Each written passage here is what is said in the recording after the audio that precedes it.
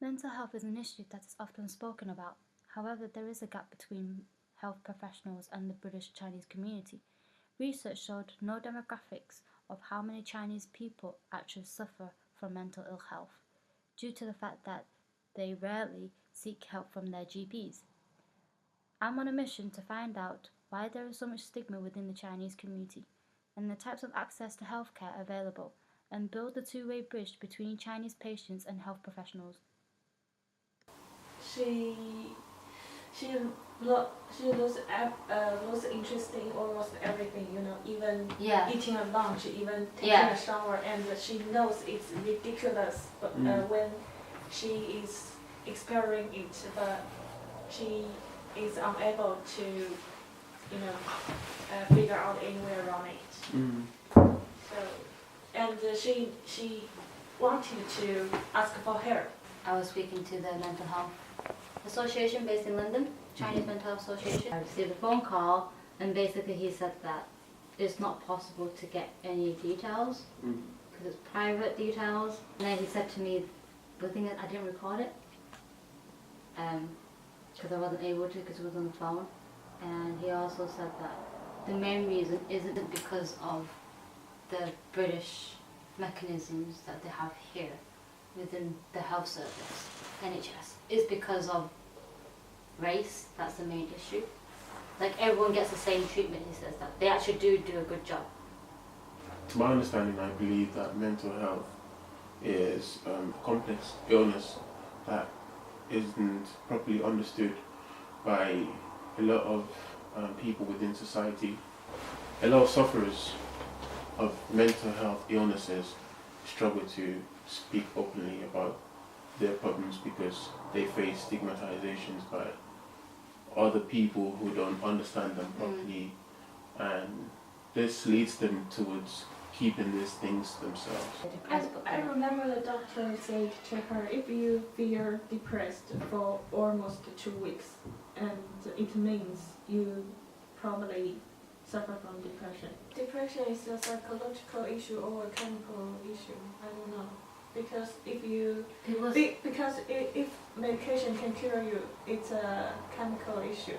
But if medication isn't work, it's a psychological issue. People there as well, and I noticed that a lot of people join the site and talk to other people, and people who might not necessarily have friends in real life who can understand their issues, they go on this site and they find people who are willing to listen, who are willing to reason with them, and they feel better at the end of the day from my observation. Example, it doesn't matter whether it's Nigerian or Chinese, that people, when they come into the UK, their way of thinking is so different to how British way of thinking, and a lot of people stick with their own groups. Yeah. Especially example, Chinese people. Communicate. Would you say that? Yeah. Yeah, I agree with that too, from my observation. I think it's only recently that people are beginning to understand that, hey, there is this thing called depression, and depression is not sadness. I think people are only beginning to see the difference and notice that it is something that's very serious. And I think the fact that a lot of people don't understand the illness to start with could also be a major factor within stigmatization, because if people don't really understand what the problems of other people are, they would be less likely to help them.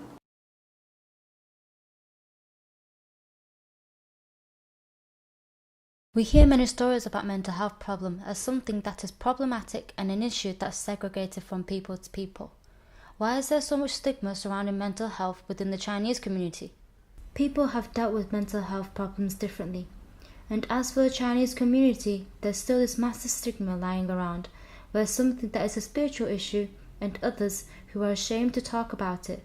Today, I'm on my way to meet Tamzeen, who works as a healthcare assistant at a low-secure mental health unit in Coventry, and Andy, a socialist and activist who once worked in the psychiatric unit 30 years ago. I am here with Tamzeen Mills and Andy Pettit. Speaking about mental health illnesses, there is a huge stigma within the society, whether it's the British society or within the Chinese society. Why do you think that there is such a huge stigma? And how do you think as health professionals and also within the education system, how do you think that we can actually help educate and get rid of that stigma and help people to understand the issues that actually surround mental health illness? The media appear to be trying to break down prejudice, but I think that, for me, as I said, mental illness is caused by social circumstances. So on one level, you have the media saying, we shouldn't have all this prejudice, we need to tackle prejudice against mental illness. But on the other hand, the circumstances that cause mental illness are worsening. So benefit cuts, the collapse of society, people whose families don't care for them, people who are in poverty, people who can't get jobs that will pay their bills, people who've had terrible experiences and no support, relating to those experiences. All of that, the social isolation that, as I said before, people go out to, all of that is worsening. So it's one thing to say we shouldn't be prejudiced, but it's another thing to say we have to change the circumstances that lead to people becoming unwell. People should be much more tolerant and supportive and try and understand it, which didn't really exist in my day. It was basically the health service and society. There wasn't really any intermediary. I think mine did exist at that time, but they were very small. But those kind of organisations have grown a lot. I think that's a start. The way that popular culture deals with mental illness and stuff, I suspect that the soaps and so forth, I know that Emma Dale has covered recently Alzheimer's disease, and I suspect that other popular culture things have included stories that are more positive about mental illness, because I think attitudes of stigma and separation and division and prejudice have been broken down over the last 30 years. I think it's probably better now than it was, and terms of slang are less likely to be used, but we still do talk about crazy people and nutty people and so forth, and there's lots of insults that can be used that are related to mental health conditions. A number of initiatives that seek to reach out and explain to people and get stories in the press and educate people about mental illness and why it shouldn't be a stigma, and why people should be much more tolerant and supportive and try and understand it, which didn't really exist in my day. It was basically the health service and society. There wasn't really any intermediary. I think mine did exist at that time, but they were very small. A lot of people who are patients have often had quite dehumanising experiences. Again, they can appear in some way threatening. They're often people who've experienced things that everybody else doesn't want to talk about. So I think there's that element as well. To me, again, is part of the paradigm problem of mental illness, that it's always something that has to be treated forcibly. The British Psychological Association, again, they say, well, some people are happy with their voices if they've got psychosis and they hear voices. If they're happy with them and it's not doing anyone any harm, why do we treat people? If people want to have those kind of spiritual beliefs, that's up to them, I think. And I agree with the BPS or BPA that if they're not harming anyone, that's fine. People have far worse beliefs. I mean, we don't treat people for racism, do we? So treating people coercively because they're hearing voices is a bit of a problem. As I say, if people are not hurting themselves or others, they should just get on with it. It's not a problem. That idea of asylum and a peaceful retreat, if you like, and a chance to find some stability in your life kind of went out the window, and the whole process was rushed by the use of chemicals and electric shock treatment and so forth that we still use today. I'd agree. I think that's one of the problems with the medical model, is that it's more about getting people treated and out again quickly, whereas if people took their time to get well and were not medicated, they would get well without medication, but it might take longer. Men are likely to harm themselves, but they'll also tend to be a little bit more violent, but not always. But the breakdown tends to be like that. You tend to end up with men who've got psychosis, depression, anxiety, and you'll get women who've got depression, anxiety and personality disorder. The rise of intermediaries, such as pop culture we see on TV, has helped improve the way people deal with mental health. Charities like mine provide advice and support to empower anyone experiencing a mental health problem. And because of this, million more people have access to support mechanisms. I met up with the CEO of Mind, Coventry, to talk about the types of support provided by Mind and the ways media and charities can work together to tackle the stigma around mental health. So what kind of people actually come to Mind for their services? We have a whole host of people that come, you know, in the last year we've worked with over 17,000 people, and they come from all different, you know, groups, from all different communities.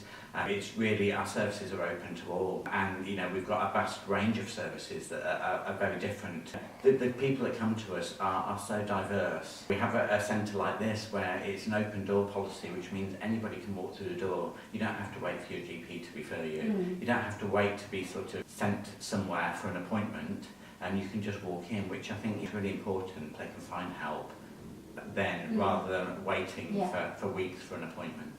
And we're working with our adults. Over the years, they've been saying to us, if only you were there for me when I was younger, if only you'd been there for me when I was going through the difficult patches in my life, you know, that would be, you know, it would have been really helpful. So we started to investigate working with children and young people. So we now do a whole range of emotional wellbeing services for children and young people. We also work with those people that have been in hospital for a period of time and perhaps have a more severe and enduring mental health problem, and we will support them to come back out of hospital and back into living in the community. And sometimes that can be through very intensive support packages, where our staff will work with them on a daily basis and build their confidence back up. And there is still this massive stigma there as well. There is still this massive barrier. So how do you think we can actually get rid of that stigma and let more people to actually speak out about it, be more comfortable, I guess, to actually talk about it? Because I do know that there are a lot more charities, for example, even the Royalty family, they're actually opening up about their own mental health. I think what the Royal family have done in terms of speaking out about their own mental health, and starting to, you know, work with organisations like Mind and Heads Together, which is the charity that they've set up, has broken down so many barriers. It really is those sorts of opportunities. If you can get celebrities to talk about how they feel, you can get the royal families to talk about how they feel, then all of those things really help to enable us to, you know, break down that barrier in the communities, to get people talking about it. But equally, I think we all play a part in that. We need to encourage our friends, we need to encourage people that are around us to talk about how they feel. There's a real push now to say, you know, you need listening mates, you need people that are there to listen to you, as much as you need to talk about how you're feeling. Also, you know, try and look at ways of, you know, being involved with things like freshers' fairs and other things, so that, you know, we need to be there, you know, in universities. Universities are a big part of our lives and a big part of our city. You know, we need to be involved in that. So, you know, we do try and get involved as much as we can in student life. We also do lots of work in schools with, you know, with our young people in schools, particularly when it comes to exam times and things like that, which are really stressful times. I don't think anybody can, you know, explain how much pressure now is on our young people to succeed.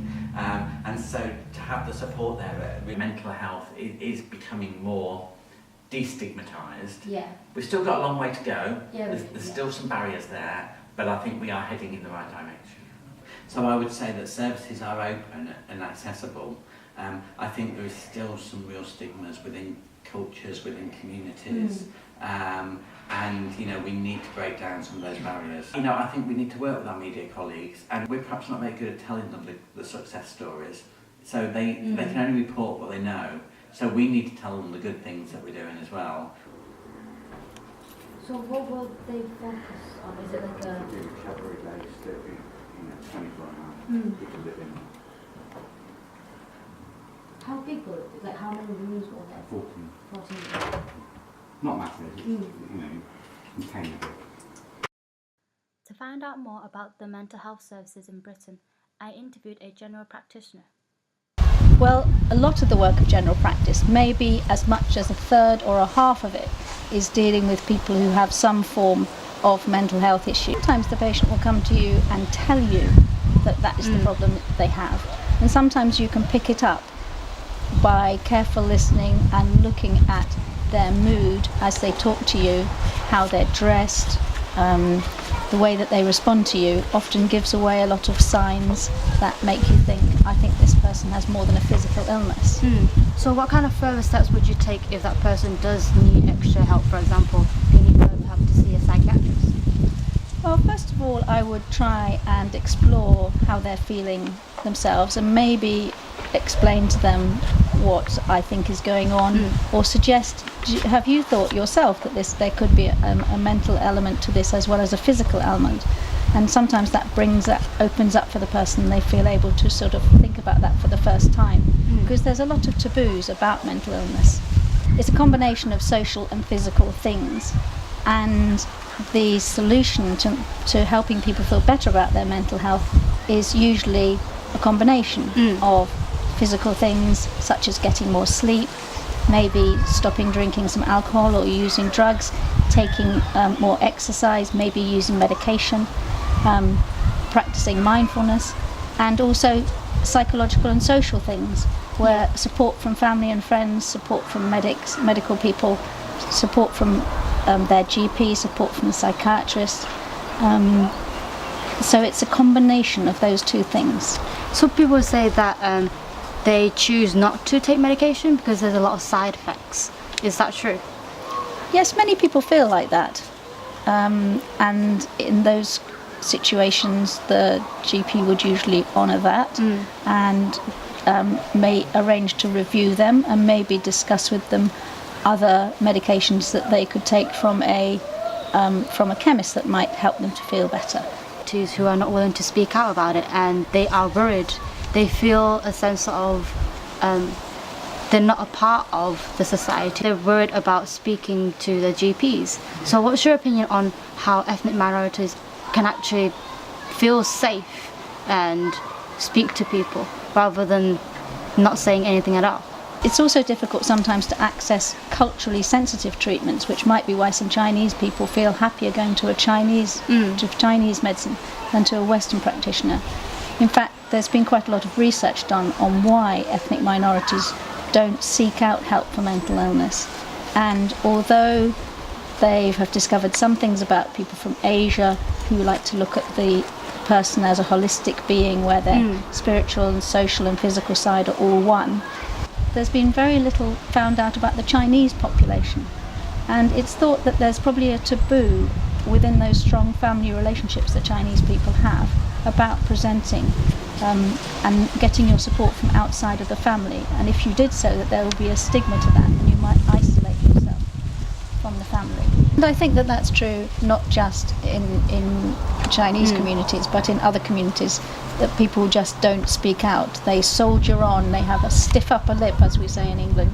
They don't want to seek help for fear of being stigmatised, and so they bear a lot of pain themselves. And I also think that probably our health service is not helping because, as you said earlier on, we have very few Chinese GPs and access to Chinese psychiatrists and community psychiatric nurses is probably not easy enough. And maybe we should have specific clinics in areas of the country where Chinese people tend to congregate that would make it easier for people to present themselves. I got in touch with Anita, who works for one of the big charities called Time to Change, created by Mind, to hear her side of the story. As a member of the charity, she is what they call a champion, who herself went through treatment for mental ill health. What kind of campaigns do you guys actually do with Time to Change? Right, so Time to Change is a national campaign and we have different regions across the country, so I work around here. And we have different departments, so we have some people campaigning around children and young people's issues. I work in the social leadership team, so I work more with adults.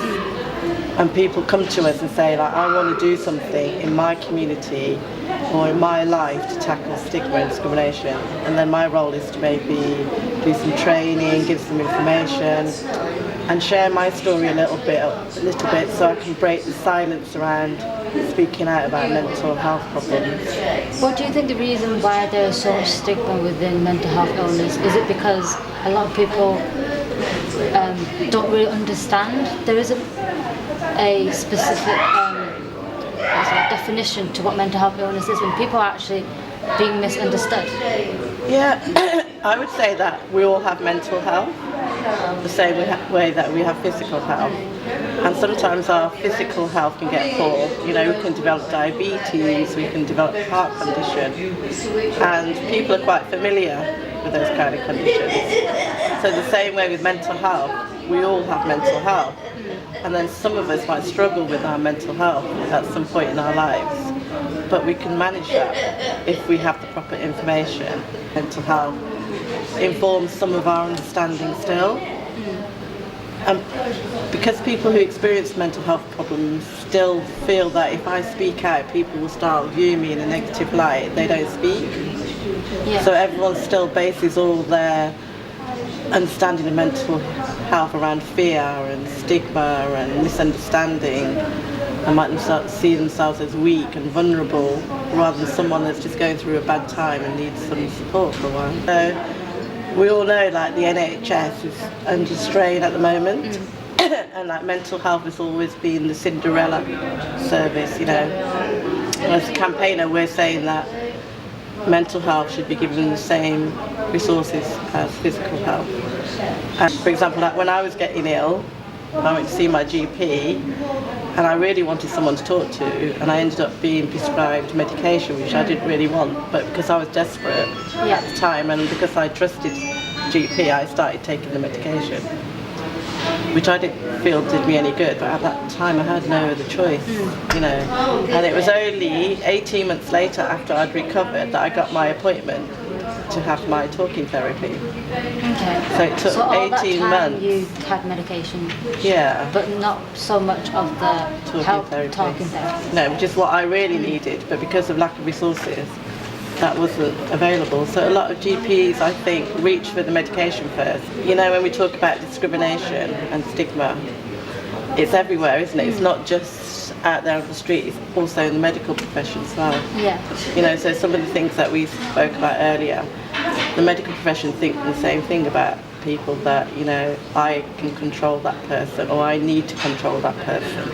So they sometimes have the same kind of stigma. Like you said, stigma also looks differently in different communities, you know, and as an Asian woman, you know, I already experienced a lot of stigma and discrimination because I was a woman, because I was Asian, and therefore when I started having mental health problems I really had to think hard about, do I want to tell people because I'll have another layer of stigma attached to me.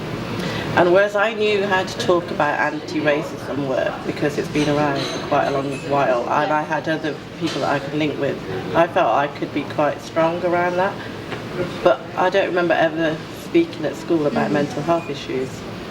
So I really didn't know how to speak about them. The media has a responsibility to report things in a responsible way.